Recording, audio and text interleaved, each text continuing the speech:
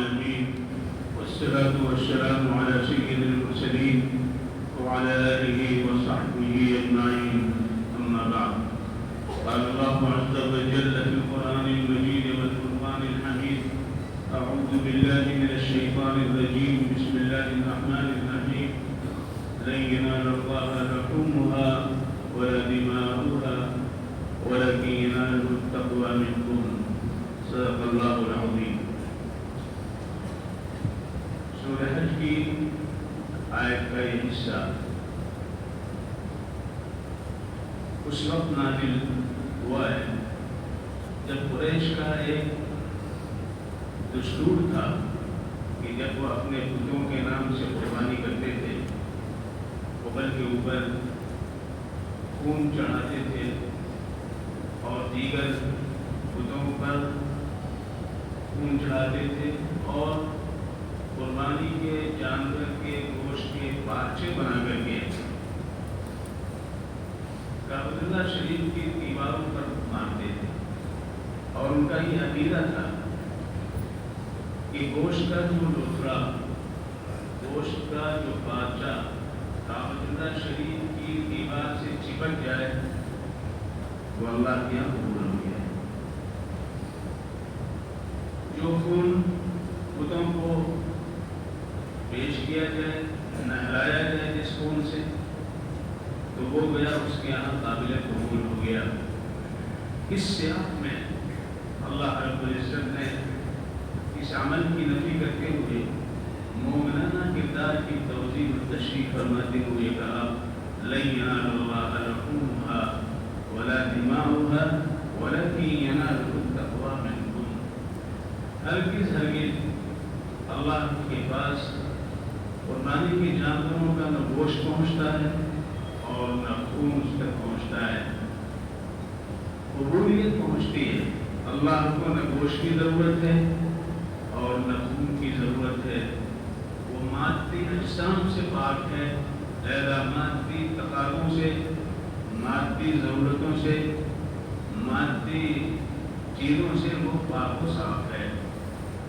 بتوں کی زندگی یا بتوں کو ہم دیکھتے ہیں کہ وہاں لوگ چڑھاتے ہیں، کھانے کی چیزیں پیش کرتے ہیں، دودھ چڑھاتے ہیں، اس لیے کہ یہ مادی ہیں، ان کی زندگی مادیت کے ساتھ ہے، لہذا ان چیزوں کی ضرورت ہوتی ہے، لہذا وہ اپنے اعتبار سے عقیدت کے جو مظاہر ان کے نزدیک ہیں اس کے اعتبار سے وہ کرتے ہیں، لیکن اللہ کی ذات کھاتی نہیں کھلاتی ہے۔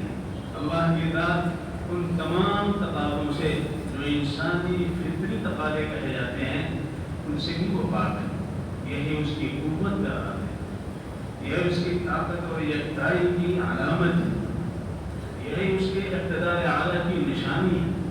لہذا اللہ رب العزت نے فرمایا جو پہنچنے والی چیز ہے وہ کیا ہے؟ تقویٰ ہے۔ تقویٰ اس استحضاء کا نام ہے، اس خیال کا نام ہے کہ جو کچھ ہم کر رہے ہیں اللہ کے لیے کر رہے ہیں۔ ہم جو قربانی کے جانور پیش کرتے ہیں، قربانی کرتے ہیں، اس میں دو خرابیاں پیش آتی ہیں، ان دو خرابیوں سے ہمیں بچانا چاہیے۔ ایک خرابی ظاہری ہے اور ایک خرابی باطنی ہے۔ ایک خرابی ظاہری ہے اور ایک خرابی باطنی ہے۔ ظاہری خرابی کے 4 انواع احادیث نبویہ کے اندر بیان کیے گئے ہیں۔ نمبر 1 العرجاء بین عرجها، جانور لنگڑا نہ ہو، ایسا لنگ جو ظاہر ہو جائے اس کی چال سے، اس کے چلنے سے، نمبر 1۔ نمبر 2 العوراء بین عورها، اس کی آنکھ کی بینائی نہ گئی ہو، کانا نہ ہو اور یہ چیز واضح ہو، اور ایسا جانور بھی اس خرابی کی وجہ سے قربانی بھی نہ کرتا۔ نمبر 3 والمریض بین عورها، ایسا بیمار جانور جو کسی بیماری میں مبتلا ہے اور اس کی بیماری واضح ظاہر ہے، مخفی نہیں، تو ایسے جانور کو بھی قربانی کے لیے پیش نہ کرنا۔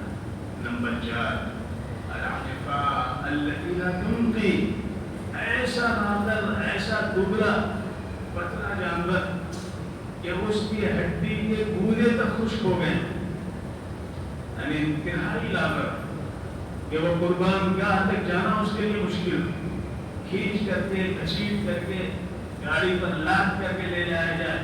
تو اللہ کے رسول صلی اللہ علیہ وسلم نے فرمایا العجفاء التي لا تنقي، ایسا جانور۔ یہ 4 ظاہری خرابی کو احادیث نبویہ کے اندر بیان کیا گیا، العرجاء، المریضہ، العوراء اور العجفاء۔ اور ایک باطنی خرابی ہے جس میں ہمیں عام طور پہ شیطان مبتلا کر دیتا ہے، اور شیطان تو دشمن ہے ہی، وہ کہاں کہاں سے لنکی مارتا ہے، کس کس انداز میں وہ آتا ہے، اور آ کر کے ہمیں بہلاتا ہے، کھسلاتا ہے، سبز پاپ دکھاتا ہے، اور ہمارے عمل کو بیکار کر دیتا ہے، ہماری کوششوں پر پانی پھیر دیتا ہے، ہمارے اخلاص کو ختم کر دیتا ہے۔ ان الشیطان عدو للانسان، شیطان انسان کے لیے بھیڑیے کے مانند ہے۔ وہ کیا چیز ہے؟ باطنی خرابی کیا ہے جس سے ہمیں بچنا چاہیے؟ وہ باطنی خرابی ہے کہ ذرا سا دل میں یہ خیال آ جائے کہ ہماری قربانی ایسی ہے، پڑوس کی قربانی ایک چھوٹا سا بکرا ہے، ہمارا تو 40,000 کا ہے، 50,000 کا ہے، 1,00,000 کا ہے، ہمارا جانور ایسا ہے۔ اس میں دکھاوا، شہرت طلبی، یہ وہ باطنی خرابی ہے جس سے صرف قربانی ہی نہیں بلکہ سارے کے سارے اعمال خراب ہو جاتے ہیں۔ اللہ کے حضور میں کوئی عمل قبول نہیں ہوتا ہے۔ لنگڑے کو قبول کر لیں اللہ، اندھے کو قبول کر لیں اللہ، مریض کو قبول کر لیں اللہ، لیکن یاد رکھیے اگر دل کی خرابی اگر ہے، پیر کی خرابی نہیں، آنکھ کی خرابی نہیں، دل کی خرابی اگر آ گئی تو اللہ تبارک و تعالیٰ اسے قبول نہیں کرے۔ اسی لیے اللہ رب العزت نے فرمایا الا من اتى الله بقلب سلیم، عمل کو وہ قابل قبول ہے جو قلب سلیم کے ساتھ۔ اسی لیے جناب محمد الرسول اللہ صلی اللہ علیہ وآلہ وسلم کا ارشاد ہے کہ جو کام کرو اللہ کے لیے کرو۔ حضرت انبیاء علیہ السلام کے تعلق سے تصور بھی نہیں کیا جا سکتا کہ ان کا کوئی عمل چھوٹا سے چھوٹا ہو اخلاص کے جوہر سے خالی ہوگا، لیکن انہیں مخاطب کر کے کہا گیا، اور اصل میں ان کو مخاطب کرتے ہوئے ہم سب کو مخاطب کیا گیا ہے۔ اللہ رب العزت کا ارشاد ہے وَمَا أُمِرُوا إِلَّا لِيَعْبُدُوا اللَّهَ مُخْلِصِينَ لَهُ الدِّينَ حُنَفَاءَ، انہیں حکم دیا گیا تاکہ اللہ کی عبادت کریں مخلص ہو کر کے اور یکسو ہو کر کے، ادھر ادھر بھی نہ جھانکیں، ادھر ادھر بھی نہ دیکھیں، صرف اور صرف اللہ کی رضا کے لیے اللہ کے حضور میں بارگاہ میں قبولیت کے جذبے کے ساتھ اس کو پیش کریں۔ انہیں حکم دیا گیا جہاں تصور بھی غیر اخلاص کا نہیں ہو سکتا تھا، تو ہمیں اور آپ کو اس کا کتنا لحاظ کرنا چاہیے۔ دوسری بات یہ کہ اس دن یعنی یوم النحر 10ویں تاریخ وہ سب سے پیارا عمل، سب سے محبوب عمل اللہ کے نزدیک قربانی کرنا ہے۔